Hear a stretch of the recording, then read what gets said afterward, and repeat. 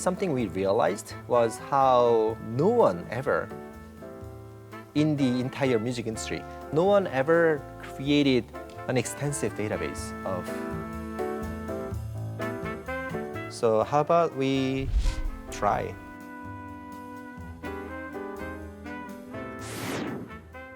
We all know the importance of data. But what if data could allow K-pop superstars like Blackpink to become even more famous? Or allow us to spot the next Blackpink among the tens of thousands of artists on the internet? And what if data could allow us to use the power of music to create a more equal world? On this episode, our globalist is Sung-jo, the CEO of Chartmetric, a business analytic platform which is showing us that we have only just begun to tap the potential of digital data.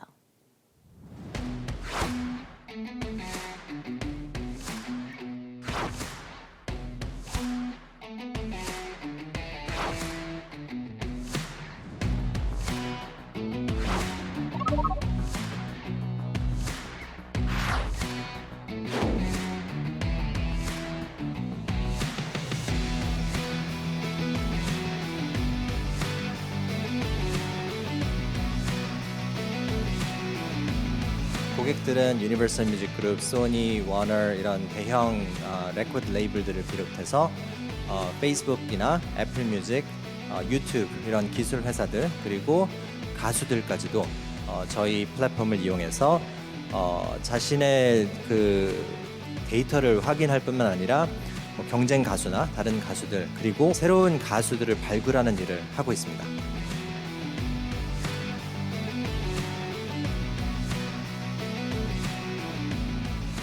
While interacting with the data, they see interesting insights, begin having that conversation with their colleagues or by themselves. They come up with some creative ideas. If those things are happening, then I think we are successful.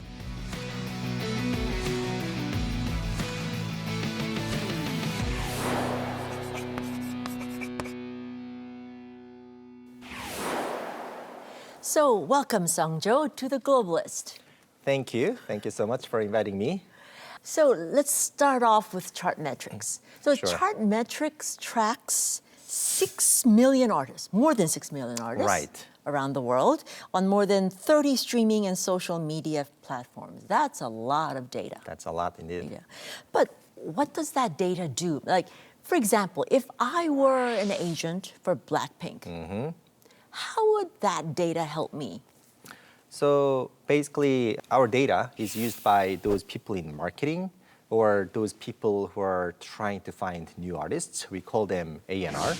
So let's say that you are an agent for Blackpink. You are working probably... Blackpink, by the way, for those who have Yes. been not living on this earth for a long time, is a superstar, Right. K-pop group. Anyway, Indeed. Their agents or anyone. So it takes a village to really grow or develop an artist. Those people who are working around the artists, they want to track the data because they are running campaigns all the time. So there's a new album, not even just for the new albums, existing albums, they want to promote. In all of these activities, they leave some data, and then you can get the data from various sources already. If you run a campaign on Instagram, if you run a campaign on TikTok, you will get the data from TikTok or Instagram, or maybe you hired an agency to do those social media campaigns. But in the end, you are the one who is managing across different channels. That means even if all these agencies are feeding you the data, you want to have a high-level view or overall view of how this artist is doing across different platforms, different services. So that's one aspect. so I mean, you're saying that the data that they're going to get, there's already data everywhere. Right. But you're allowing them to see what that data means for Blackpink or where they should. Two aspects. One is, exactly. What does it mean to me? How are these data correlated? if you run a campaign on TikTok, yes, you will have an uptick on TikTok platform, but does that impact my Spotify playlist presence? Or let's say that you worked with those radio stations, DJs, and Blackpink songs are getting played in Idaho, or Iowa, in Arizona, in different places. And you want to see if those make differences. Like you may get more revenue, more streams, but are you getting more fans? Like more people following Blackpink in Arizona after the airplay? That's one aspect. Number two is verifying the data. By that, what I mean is agencies worked for you. They bring the performance. Oh, you know what? Ever since you hired us, we made huge difference. Yeah, 20% increase on Instagram fans and 10% increase here. They feed you those good data, but you want to see the reality. What, did it really happen? So you want to be on top of these information to make a better decision next time.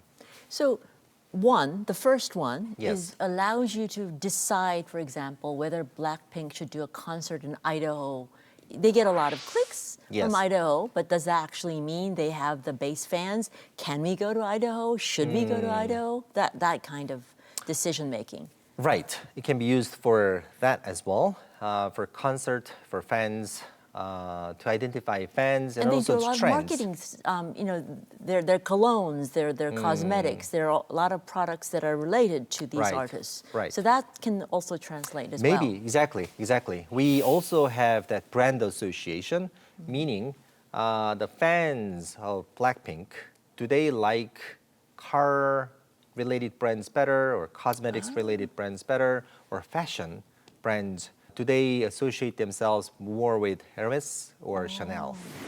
Those information as well. It is possible to identify or find out these information because these Instagram or YouTube profiles are public. So we can track those fans' public pages and see if they use hashtag Chanel or hashtag Hermes more. Wow, that's deep. Yeah. But Yeah. don't they already have that? I mean, I can't believe that an agent for a superstar like group like Blackpink wouldn't have already that. Or true. is that because they have you? Maybe, true. So yeah, I get that question a lot. They do get fed by platforms or other mechanisms. They can access the data. So some of these data may be redundant. What we carry here, they can see by themselves as well. But at the same time, there are some unique data that we have, such as those audience analytics. Even if you log into Instagram, they don't tell you the fans brand association. So we can go a little deeper in some aspect.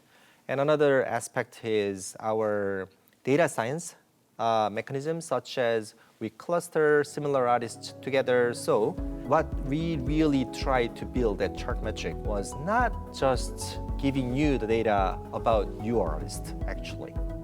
Since this is more like Bloomberg kind of tool, you can see your artist data, but you can compare Blackpink data next to BTS data side by side.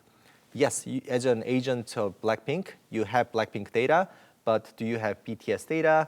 Do you have some other K-pop girl groups and pop stars? And not only K-pop. Not only K-pop, exactly. That's a great point. Compare Blackpink next to Taylor, next to Rihanna. And you may realize, or that the data may reveal something interesting to you. Shockingly interesting. I see. Okay, I get a little bit better. So this is a very interesting aspect of the pop market that data has obviously shown you. Yes. But when you look at K-pop, for example, what is an interesting aspect of K-pop that we don't know that data is showing you? You know what we do have? We also have skin color data. Skin color. Yes.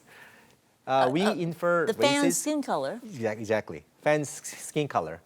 More like, Asian skin color tones to Okay. whiter skin colors. You or know what more I'm going to black. ask. What's the skin tone of a K-pop fan? Of course, still big Asian, but for example, BTS data, when I look at, it's similar. Asians versus white, Half-half? half-half, I would say, yeah. And then that continues to change. And for Blackpink, still majority bit of- Asian fan base. So But their that's skin color also would be a little bit more yellowish. Yellowish, I would say. But BTS right in the middle. Yeah. BTS really get into that. Some so-called main But- stage. So does data tell you also how far this can go? How far can K-pop? I mean, can it go all the way? Yeah, that's my belief. Living in the US, I can also really feel what's happening. And people have been telling, how K-pop fans became so diverse. When you go to concerts in San Francisco or New York, you don't get to see Korean people much. It's so diverse, the fans are. These days, it's more diverse than ever. And the fan base, they discover these K-pop artists not only by radio stations, but sometimes they discover Korean TV shows first on Netflix, and then they become interested or intrigued, and then they try to find out more.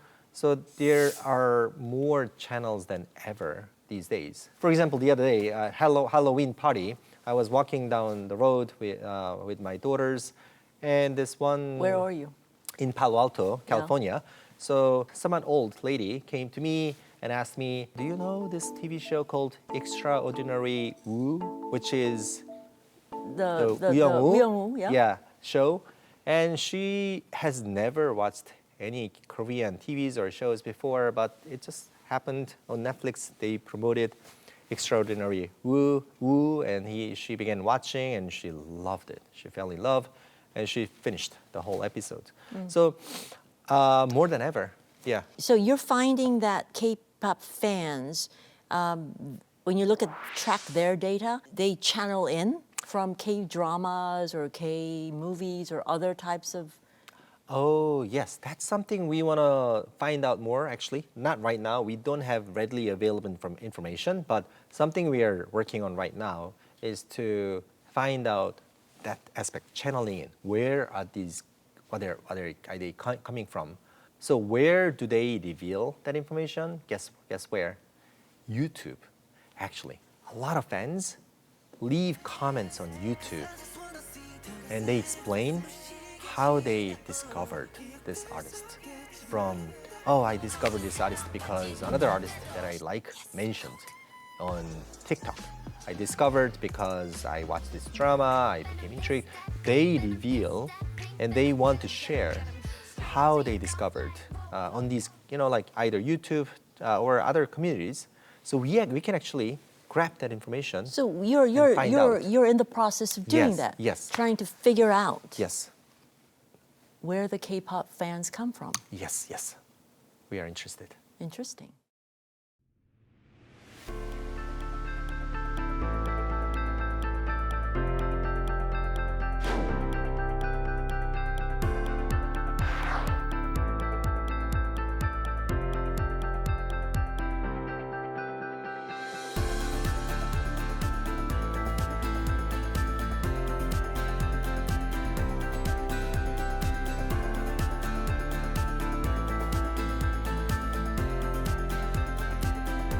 과연 내일 무슨 일이 날지를 데이터가 보여줄 수 있을까? 어려운 일이죠, 항상. 그래서 이거를 제대로 알려면 우리 회사의 데이터만 알아서는 안 되고 시장의 데이터가 어떻게 변하고 있는지를 알아야 된다.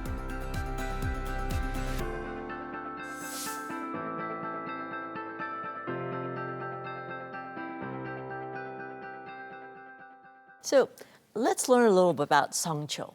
Sure. So you started your career at the first employee of a big gaming company that was going to be a big gaming giant Comtus. Yes. Then you got a very nice, stable job at the US IT giant Oracle. Correct. And then, as you were reaching 40, you gave all of that up and started a startup. Yes, I did. Why? What possibly could have motivated you to do that? Yeah, not only reaching 40, but also my wife and I had a second baby just born. So it was hectic, it was busy, it was scary. But I wanted to, like before it's too late, I wanted to take a risk. I've already taken some risks in the past, but starting a company is one of the biggest risks you're taking in your life, I believe. So that sounded scary but challenging and fun, one thing. But also more fundamental reason for me is I wanted to live a life like or work as if I'm playing. So you wanted to be a so player, not an player. observer. Exactly. When I was at Oracle, of course, I was a player to some degree as part of this 100,000 people company. But of course, I'm not in a center stage. At one point, I also tapped into venture capital. So I was venture partner of a venture capital located in San Francisco. So I met founders, and I hated my job right away. You hated not being a founder. Exactly. Investor side, like it sounds fancy. When you're an investor, people come to you. Yeah. People want to pitch. People want to meet you. It sounds fancy, but when you are actually in that seat, People it's want to so be boring. you, don't they? I mean, don't they want to be the person that's handing out the checks? That's what I thought. I thought that would be a lot more fun. Handing out checks, Yeah. and I have money behind me, and then like everyone comes to me. So I met founders at a cafe in San Francisco, in Mountain View, here and there. I met these entrepreneurs, and I'm like, I so wished that I was in their seats. Yeah. My heart pounded, and really, like, wanted to be on that side. So was that pounding of your heart another reason Yes. for make music equal?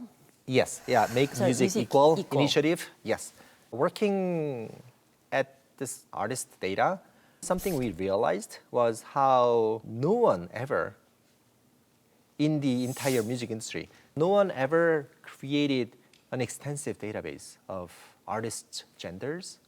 So that was interesting, and we tried to find that information somewhere, some database. Yeah.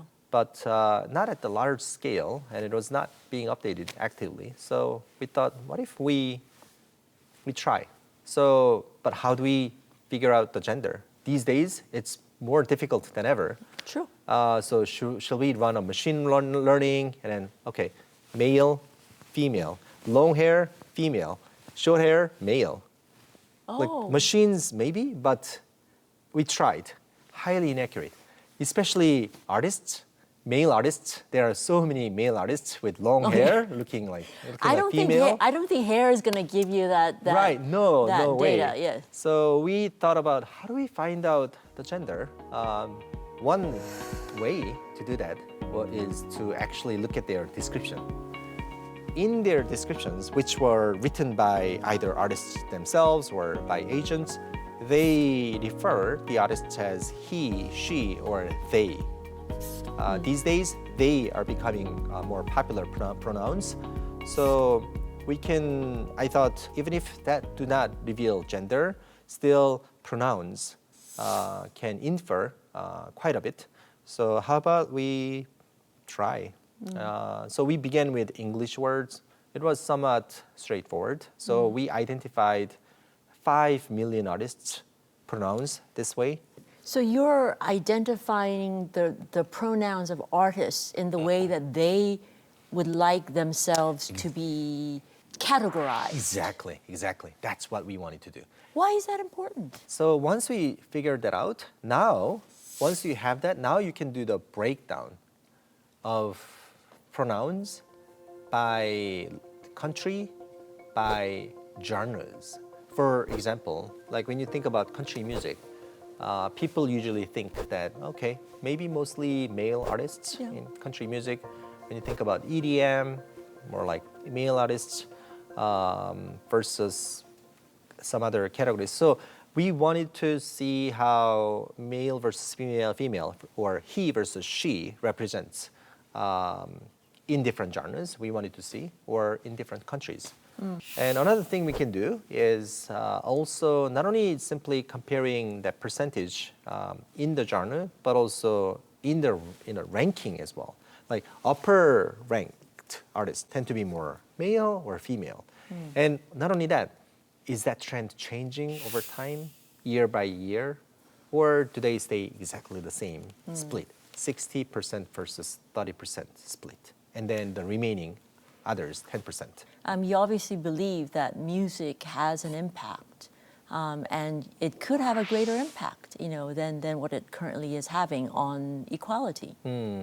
Hoping that we played a small role there, and this is something that became more personal after I had a third daughter. So now I have three girls.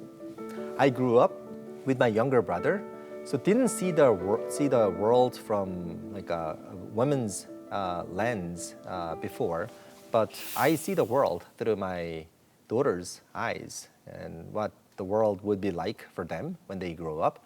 So it's a personal matter to me as well. So tracking that trend Yes. allows you to see how we may have to change the industry? Exactly. We wanted to bring that, the changes begin from realizing something. If you don't realize, then you don't know what to target and what to change. When you are running a conference, let's say that, it happens that 90% of those speakers happen to be male. And if you didn't see that number, 90%, you don't really realize, okay, like there's a mix of male and female, maybe we are good. But when you actually track these numbers across 3,000 different conferences happening around the world, and then also over time, when you track those numbers, then it becomes shocking. Now you know that you have to do something about it. And Yeah. the music industry, the data that you have found so far, what is it telling you? I mean, I would Of say course. it's like female are much less represented. Yes. Actually, that's one thing. Female less represented. That's something we can easily guess or Yeah. imagine. And then genre by genre, it will be different. So when we actually showed this data breakdown on our, we published through our blog or on our website. We were not trying to make a point that we have to have more female right here or right there. Instead of that, this is what it is. This is a trend. Maybe we should support more female artists because they're underrepresented right here. Or maybe there is an equal number of female artists, but male artists tend to be ranked higher. Then, okay, maybe male artists are more talented. That's fair. There's nothing wrong. But what if there is some other socio-economical aspect behind that? Then we should have a conversation about that. So that was the initiative. That's why we tried this. And then after we created this data set, we made it open source, public, so that anyone can come and download and contribute. And also through our website, we have these users who are music industry professionals. They can come and they can actually edit the data if the data is wrong. So we have a lot of these user submitted data as well. But I think Yes. it's very interesting that you are attempting this through the medium of music, the music industry. Wish you great success. Thank you so much. In both Chartmetrics and your attempts to make the world a better place for your girls. Thank you so much. So that's it for me this week. Next week, I will be back with another globalist who is helping put Korea on the map. Sanchovies out.